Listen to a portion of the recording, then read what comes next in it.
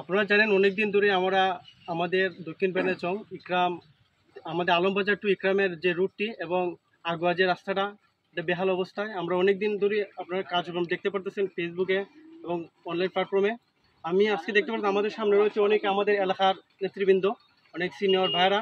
আজকে জানবো যে আজকে যে অবস্থার কি পরিপ্রেক্ষিতে আগামীতে কী কর্মসূচি আমাদের এই কর্মসূচি জানার জন্য আজকে আমাদের প্রথমে আমরা যাবো আমাদের একজন সিনিয়র আঙ্কেল রয়েছেন, ওনার কাছে বলবো যে উনি আজকে আমাদের যে কার্যক্রমটা সম্পর্কে আমাদের হবিগঞ্জ টু সুজাতপুর রোড এবং হবিগঞ্জ টু সুজাতপুর রোড থেকে আগুয়া রোড খুব বেহাল অবস্থা, ওকে জয়ে পড়েছে। এখানে প্রশাসনের কোনো কার্যক্রম আমরা দেখতে পাচ্ছি না এবং এলজিডির অধীনে রাস্তাগুলো এলজিডির কোনো কার্যক্রম আমরা দেখতেছি না। এর আগে খুবই নিম্নমানের কাজ হয়েছে, যেটার লাগিয়ে আমরা ভুক্তভোগী।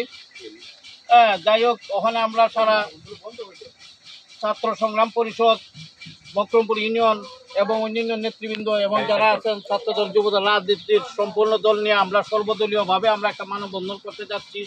প্রশাসন এবং উপদেষ্টা পরিষদের তাদেরকে আমরা জানানোর জন্য বাচ্চা খানলে মায়ের দুধ দেয়, ঠিক আমরা একটা শান্তিপূর্ণভাবে একটি মানববন্ধন আমরা করব এবং মানববন্ধনের মধ্যে আমরা প্রধান উপদেষ্টা হবিগঞ্জের দায়িত্বপ্রাপ্ত বন পরিবেশ মন্ত্রী সৈয়দ রেজওয়ানা আহসানের মাধ্যমে আমরা প্রধান উপদেষ্টার সঙ্গে আমরা দৃষ্টি আকর্ষণ করব এই মানববন্ধনের মাধ্যমে।